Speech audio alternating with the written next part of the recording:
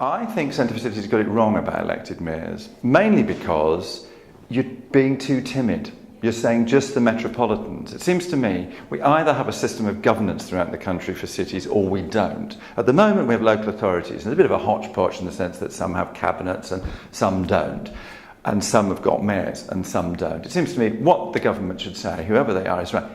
Everybody's going to have a mayor, and what you're going to do is you're going to reduce the number of councillors, you're going to have a mayor and a cabinet, and you're going to separate out what you might call the neighbourhood representation of people and the executive direction of the city. So you've got a directly elected mayor, and he or she is responsible for that central direction of the city and accountable therefore. And the people who do the examining, if you like, are people who come from the neighbourhoods, and they have budgets that devolve down to them to do stuff like that. The point of the manifesto is going to have to be to get Labour governments to take seriously the idea of devolving money, and to get Conservative government, if there is to be a Conservative government, to take seriously what they've been talking about in relation to localism.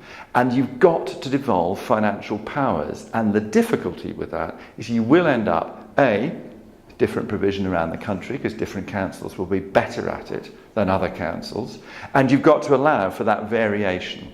Now, you'll have to find some way of having national standards but with radical devolution of money and much more borrowing capacity and fiscal capacity at a local level. Now, politicians centrally don't like that. A, it loses them control. B, they get worried because they get blamed for the differences in provision. But in the end, I think we've got to hold people to that.